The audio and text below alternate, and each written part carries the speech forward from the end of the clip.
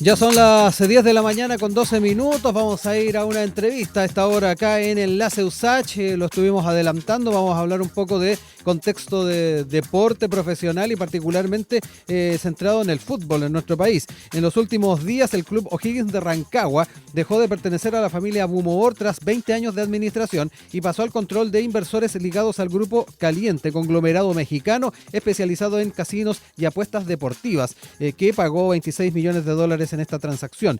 Dentro de este grupo de inversores está Cristian Bragarnik, representante de futbolistas y entrenadores a través de su agencia Score Football y con propiedad además y participación en distintos otros clubes alrededor del mundo. La compra del club rancagüino para algunos profundiza el debate sobre la multipropiedad en el fútbol nacional. Desde el sindicato de futbolistas profesionales han denunciado que ha habido complicidad de la ANFP ante esta situación, mientras que otras voces advierten sobre los riesgos de que prime una mirada comercial por sobre la identidad de los clubes. Todo esto además en un contexto en que se discute la reforma a la ley de sociedades anónimas deportivas que busca hacerse cargo de los actuales vacíos, como es el tema de la multipropiedad y también conflictos de interés. Queremos entrar en esta temática y para ello estamos ya en línea con el académico del Departamento de Gestión y Políticas Públicas de nuestra universidad, investigador además en políticas públicas deportivas, Rodrigo Soto Lagos. Lo saludamos. ¿Cómo está, profesor? Muy buenos días. Buen día, Rodrigo. ¿Cómo estás? Todo muy bien, oiga, y interesado en entrar un poquito a propósito de esta temática, porque esto además se da cuenta de tal vez cosas que hemos dejado pasar en el tiempo desde la perspectiva normativa. Y ahí Ujú. surge una pregunta a propósito de esta adquisición de este grupo caliente del Club O'Higgins de Rancagua. De alguna manera estamos constatando consecuencias de falta de regulación, de legislar tarde, temas que en otros lugares del mundo también han estado presentes en el ojo del huracán. ¿Cómo ve también esta temática? Porque me da la impresión de que hay harto que decir. Exactamente. O sea, yo creo que en temas de deporte en general, pero en fútbol en particular, hay varios, yo diría, vacíos normativos que favorecen que existan ciertos conflictos de interés, temas vinculados a la falta o pérdida de legitimidad en algunas situaciones en temáticas de fútbol, incluso concentración de poder, ¿no? Vemos cotidianamente, bueno, escuchamos de pronto en los medios que hay representantes que tienen jugadores en distintos clubes y que son los representantes y a veces no los técnicos los que generan los cambios de un club a otro. Entonces, ese tipo de cuestiones, si bien nos resulta un poco incómodo, yo creo que lo hemos naturalizado y el mundo nos dice, hoy en Chile nos estamos diciendo al mismo tiempo que eso no es normal, ¿sí? Entonces, tal como dices tú, yo creo que hoy en Chile tenemos hasta el momento varios vacíos normativos que han permitido esto y es momento, por tanto, de hacerse cargo de esta situación. Otro tema que me da la impresión genera un poquito de preocupación en lo que es quienes siguen el fútbol habitualmente, quienes son hinchas de alguna manera de mucho tiempo, quienes además han estado siguiendo esta actividad durante muchas décadas, el tema de la identidad de los clubes en este escenario. Todos recordarán el Club O'Higgins de Rancagua ligado particularmente a lo que es Codelco, sus trabajadores, trabajadores que eran socios en su momento. Esto fue Uh -huh. variando en el tiempo y se ha transformado en lo que era la propiedad en su momento de la familia Bumor a lo que es ahora la pertenencia a este grupo caliente. De alguna manera también esto es un tema importante a tener en cuenta, la identidad de cada uno de estos clubes que incluso cuando se transforman en sociedades cambian incluso de nombre. Exactamente. El fútbol y el deporte en general en nuestra sociedad es uno de los pocos motores que nos permite construir identidad, ¿sí? Que nos permiten decir de dónde somos, quiénes somos, dónde pertenecemos. Y en este caso lo que se muestra en el fondo es que el club, en el fondo, ¿qué dicen los hinchas? Un club no es una empresa cualquiera, sino que es un espacio en donde convivimos personas, convivimos generaciones, hay historia, hay comunidad, hay alma. Y eso yo creo que es lo que está en tensión hoy día, ¿no? Si un club se maneja con la calculadora o si se maneja respetando la identidad. Hoy tenemos eso enfrente, ¿sí? Mi posición, al menos como persona vinculada a los deportes, evidentemente está en el camino de respetar la identidad, ¿no? Hay mucha historia detrás de cada club, de ciertas hazañas Mm. que han permitido que se conformen equipos que hoy compiten. De hecho, nuestra universidad tuvo Sí. un equipo compitiendo en algún momento. Quizás ahí un sueño no sería mal que en algún momento vuelva ahí a competir. Entonces eso, ¿no? Mm.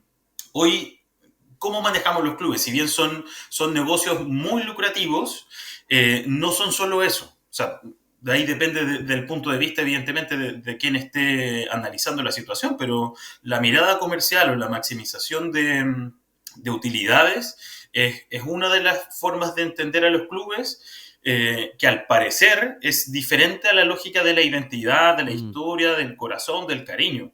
Es ahí yo creo un tema a reflexionar y a poder mirar como sociedad, ¿sí? Sí. Ahí en cuanto a las leyes o a los otros modelos que hay en el mundo, para resguardar, en el fondo, para darle cabida a ambas visiones, se apuesta a que hinchas puedan tener participación accionaria en los clubes también.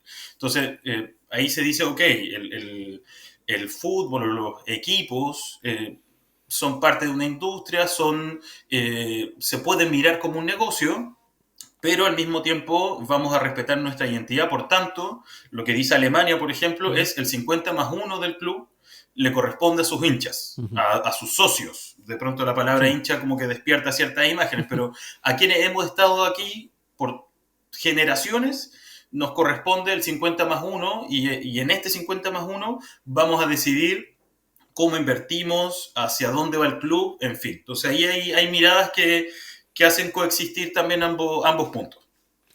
Profesor, desde una perspectiva de política pública, y me quiero quedar un poquito con los elementos bases de este proyecto del que estábamos hablando, de modernización del modelo de regulación de sociedades anónimas deportivas profesionales. Se Uh -huh. establecen mayores facultades de fiscalización por instituciones públicas competentes para ir previniendo conflictos de interés, entregar a los clubes la posibilidad de inyectar nuevos recursos por medio de participación de hinchas en la propiedad, que ahí está lo que nos decía usted recién, Uh y -huh. administración de estas sociedades. ¿Le da la impresión de que al menos, independiente de que tal vez estemos llegando tarde, lo que se está tratando de hacer desde la perspectiva estatal va en un buen camino? A mí me parece que siempre es necesaria la regulación. Siempre es Ujú. necesaria la regulación. Sin duda, ciertas coyunturas o momentos históricos nos restringen ciertos avances o no, pero para mí es algo muy necesario. O sea, hoy eh, nos, digamos, ocupando una imagen que apareció hace poquito, ¿no?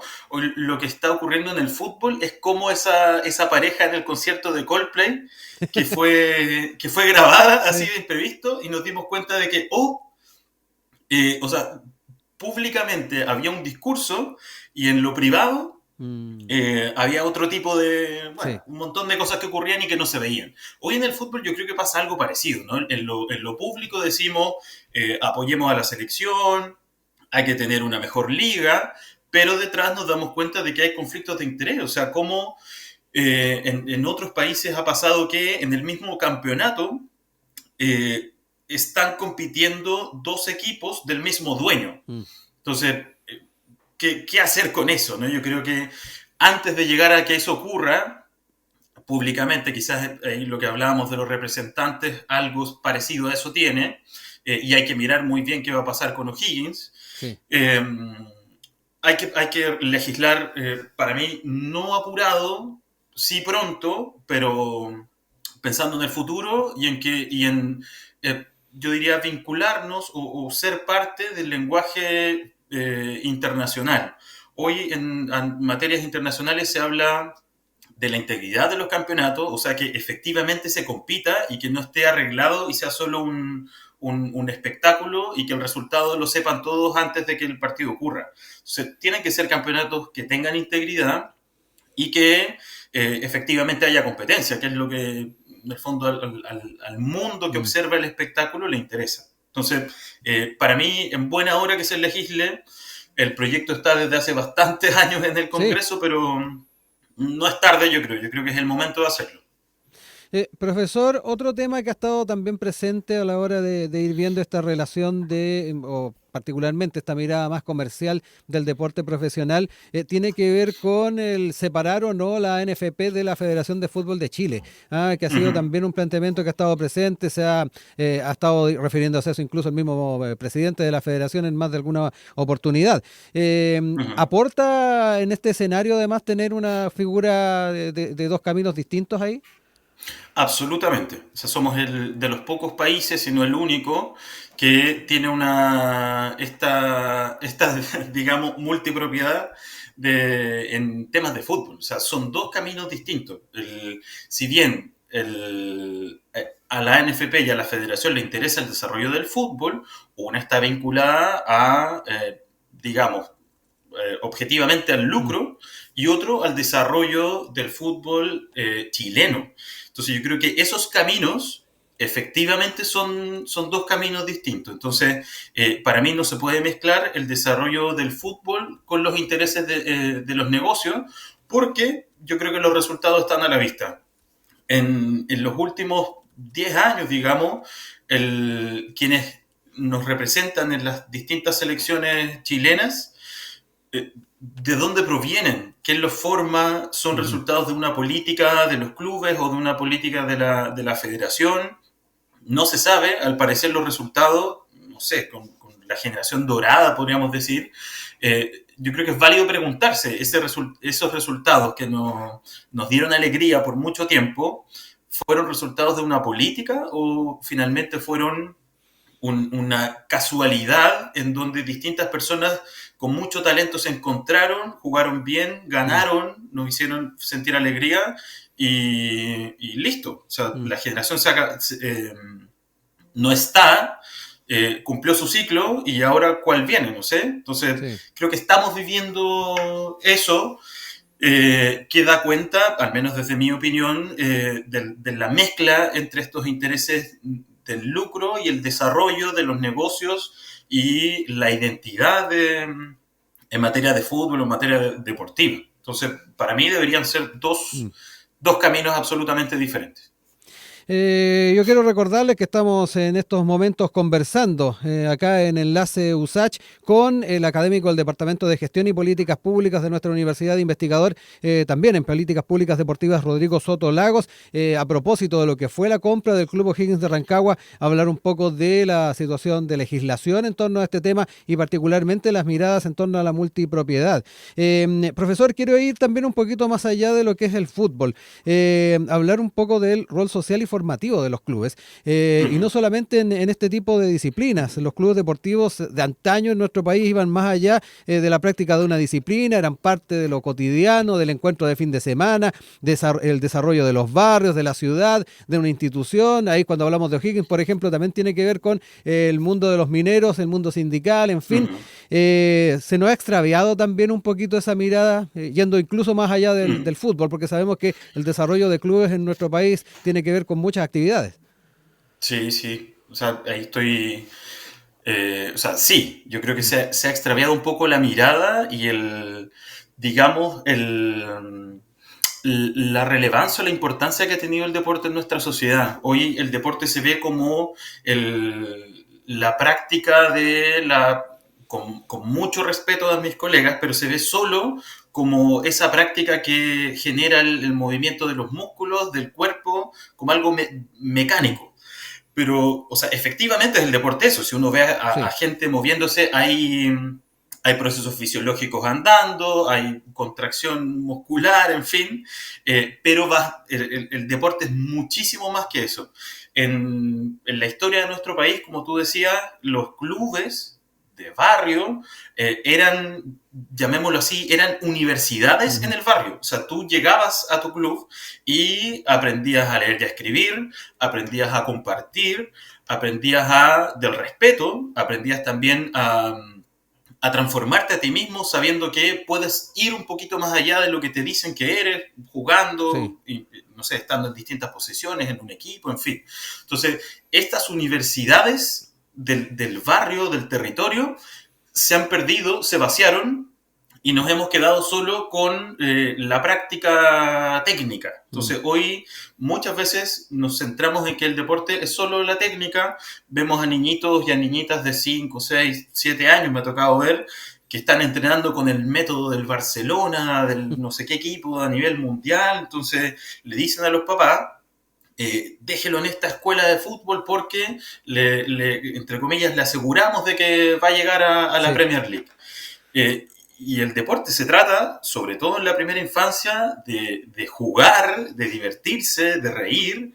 Entonces, yo creo que eso hay que retomarlo. Mm. Muchas veces se ve, y aquí hablo desde mi posición también como académico, como investigador en la materia, se ve que, o se piensa que la alegría, el gozo, el disfrute no tiene nada que ver con la política pública, que eso está en otro lado.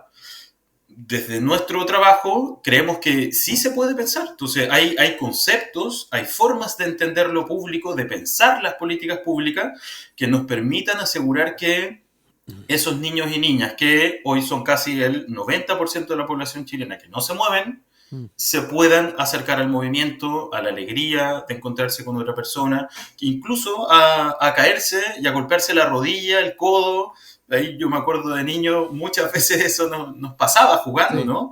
Y nos damos cuenta de que es parte de la vida. Entonces, sin duda que sí, ahí tocas un tema que nos apasiona, así que sin duda que hay mucho por hacer en esa materia.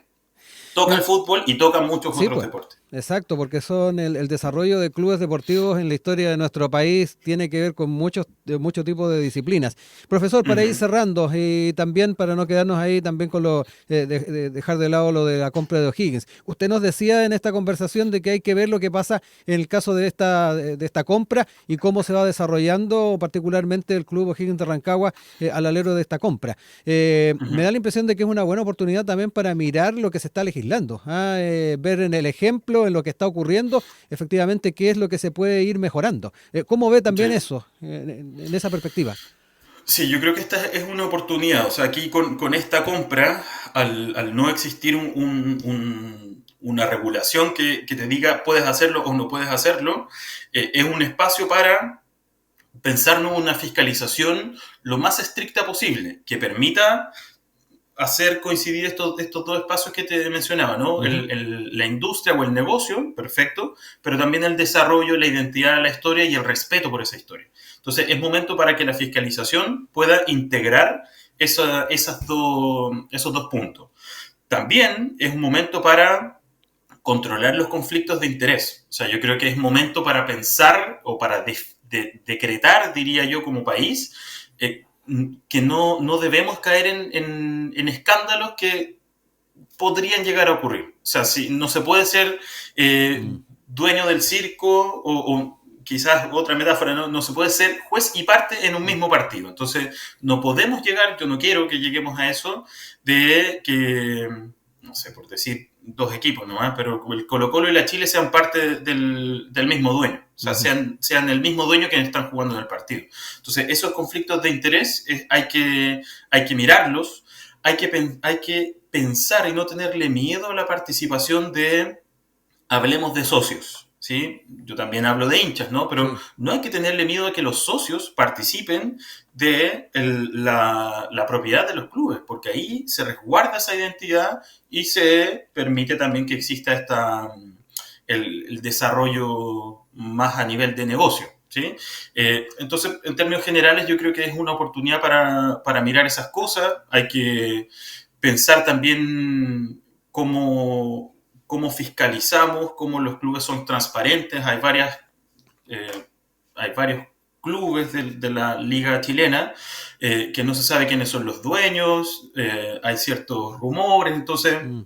yo creo que hay que integrar transparencia porque eso permite, aunque suene en contra del sentido común, más transparencia, yo creo que nos permite un mejor desarrollo. Vamos a saber quiénes son las personas que están como a cargo o dueños de ciertos clubes y por tanto serán quienes son responsables con nombre y apellido de los éxitos y de los desafíos que se vayan teniendo. Entonces, Sí. para mí es una oportunidad que hay que pensar ahora y evitar que existan no sé, escándalos a futuro. Es el momento de hacer la obra y ahí yo creo que confío en el criterio de quienes estén pensando en los proyectos de ley con sus equipos para que puedan estudiar y pensar leyes que sean basadas en evidencia. Hablamos de políticas públicas basadas en evidencia. Aquí también yo creo que es importante pensarnos leyes basadas en evidencia internacional, o también pensando un modelo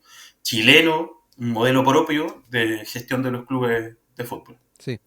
Profesor, brevemente, alerta especial con que los dueños de O'Higgins también tengan vinculación con apuestas deportivas, que eso también es un punto que se ha hecho bastante mención. O sea, es ahí también uno de los principales conflictos de interés. O sea, la magia del deporte está en que la vida va aconteciendo. O sea, a nosotros nos gusta ver los partidos en vivo y en directo. Sí.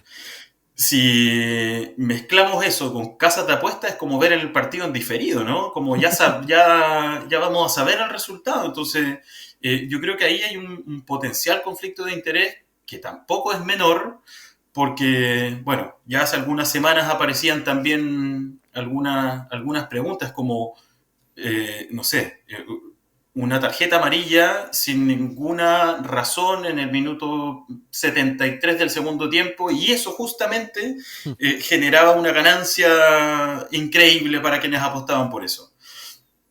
Yo creo que es importante que los partidos acontezcan, ¿no? Que vayan, que nos vinculemos con la vida y que no nos ensucien este juego que nos hace vivir nuestras pasiones y sin duda también mucha alegría, muchas emociones. Así que ahí también hay algo que hay que prestarle mucha atención. Rodrigo Soto Lagos, doctor en psicología, académico del Departamento de Gestión y Políticas Públicas de nuestra universidad, investigador además en políticas públicas deportivas, ha estado con nosotros acá en Enlace USACH. Profesor, un gran abrazo, gracias por esta conversación, por hacer este enfoque en torno a esta noticia que ha estado marcando harto el ámbito deportivo, pero que es bien importante verla un poquito más en perspectiva y obviamente desde el enfoque de la política pública. Vale, muchísimas gracias a ti, Rodrigo, por el espacio. Que estés muy bien. Buen Igualmente, día. que esté muy bien.